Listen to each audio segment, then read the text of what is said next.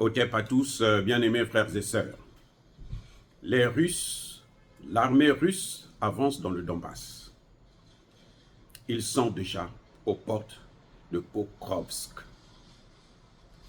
Eh oui, les gars. Ce que l'Ukraine a tenté de faire pour piéger l'armée russe n'a pas marché. L'Ukraine n'a pas atteint ses objectifs.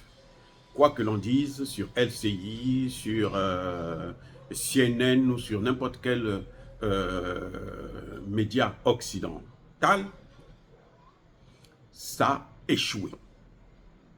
Je vous ai dit, et je le répète encore, l'objectif, c'était pousser l'armée russe à prendre les experts, ces unités spéciales qui combattent dans le Donbass pour les amener protéger la région de Koursk, occupée en partie par l'armée ukrainienne.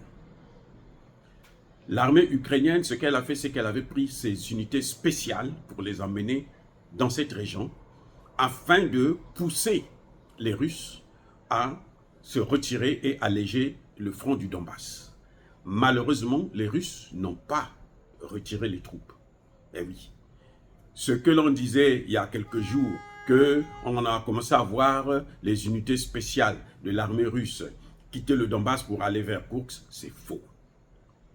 La Russie a pris 5000 hommes seulement qu'elle a mis pour stopper l'avancée fulgurante de l'armée ukrainienne dans Koursk. Et en ce moment, la dernière fois lorsque Poutine était à Kiev, c'était pour mobiliser les Tchétchènes. Lorsqu'il était plutôt en Tchétchénie, c'était pour mobiliser les Tchétchènes. 45 000 soldats sont prêts à intervenir. Donc, vous voyez, ça a été un échec. Et qu'est-ce qui se passe? Puisque les Ukrainiens ont eux-mêmes affaibli leur front dans le Donbass, d'ailleurs, les militaires ukrainiens, beaucoup les plus sérieux, se plaignent pour dire mais ça ne servait pas d'ouvrir un deuxième front alors qu'on a du mal à tenir un front. Donc, on devait concentrer toutes nos forces sur un seul front. Ouvrir un deuxième front, ça nous éparpille et ça nous affaiblit encore plus. Donc, au moment où nous parlons, l'occupation de Pokrovsk, c'est une affaire d'heures, sinon de jours. Ne soyez pas surpris que l'armée russe confirme que nous sommes déjà dans Pokrovsk. Parce que les prochains combats, dans quelques heures, vont se tenir dans la ville même de Pokrovsk. Depuis 2 jours, les populations de Pokrovsk sont en train de quitter le territoire pour laisser les militaires se battre. Maintenant, quel est l'enjeu derrière l'occupation de Pokrovsk? Pourquoi les Russes tiennent-ils tant à prendre cette ville de Pokrovsk? Qu'est-ce qu'il y a là-bas? Qu'est-ce qu'il y a dans cette ville? Qu'est-ce qu'il y a? Eh bien, c'est simple. Si Pokrovsk tombe, écoutez bien, si Pokrovsk tombe, Kramatov va tomber immédiatement. Et si Kramatov tombe, c'est tout le Donbass qui tombe. Donc le Donbass sera maintenant entièrement russe. Voilà l'enjeu capital. Les Russes se sont dit, nous, pendant qu'ils ont affaibli leur armée dans le Donbass, nous, on va foncer. On fonce pour occuper cette partie, tout en sachant que dans la région de Koursk, ils n'ont pas atteint leur objectif.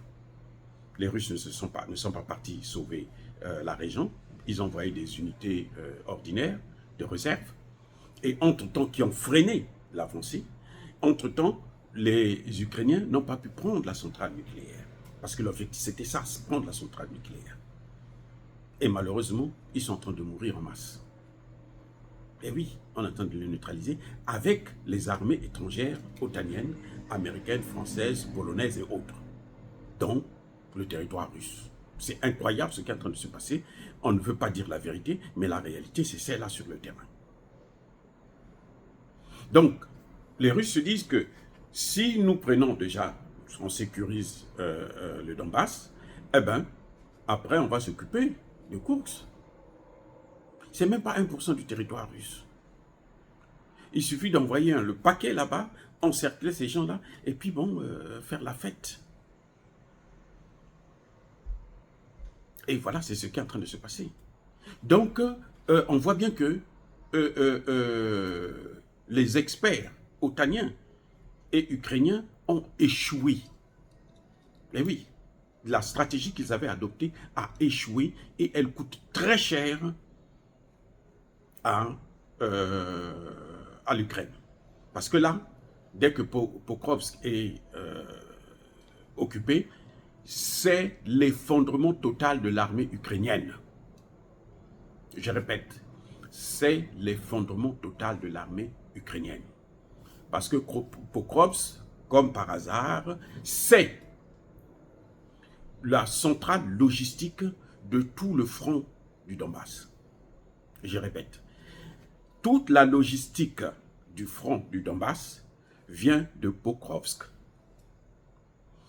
Les chemins de fer, les chemins de ravitaillement, les routes et autres, tous passent par Pokrovsk. C'est à partir de Pokrovsk qu'on arrive à ravitailler toutes les troupes qui combattent dans le Donbass. C'est ça l'enjeu fondamental. C'est à partir de Pokrovsk. Et comme ils ont affaibli eux-mêmes, délibérément ils ont affaibli Pokrovsk, et qu'est-ce qui se passe? Eh bien, les Russes avancent à l'intérieur, mais d'une vitesse V. Avant, ils prenaient 1 km par jour. Aujourd'hui, ils en prennent parfois 10, 15 par jour. Il y a 2 jours, ils étaient à 5 km lorsque le maire de Pokrovsk demandait à la population de quitter parce qu'ils se disent la machine russe, nous ne pouvons pas l'arrêter, partez. Et maintenant, nous sommes à quelques heures, sinon peut-être même qu'au moment où je suis en train de parler, les combats font maintenant rage dans la ville de Pokrovsk. Parce que dès que les Ukrainiens perdent Pokrovsk, c'est fini pour eux. C'est fini. La guerre dans le Donbass est terminée. L'armée ukrainienne sera anéantie, neutralisée. C'est ce que les Russes sont en train de faire en ce même moment. Dire cela, c'est inciter à la haine ou à la violence. Non. Encore une fois de plus, bien-aimés frères et sœurs, je persiste et je signe. Soyez bénis, soyez abondamment bénis par le Dieu des Kémites et par nos ancêtres évangélisés. Mais que tous ceux qui persécutent le continent africain, le pillent et le déstabilisent, qu'ils soient noirs, blancs, chinois, arabes, juifs, indiens, qui qu'ils soient punis, maudits, foudroyés, neutralisés, écrasés, effacés par le Dieu des Kémites et par nos ancêtres évangélisés.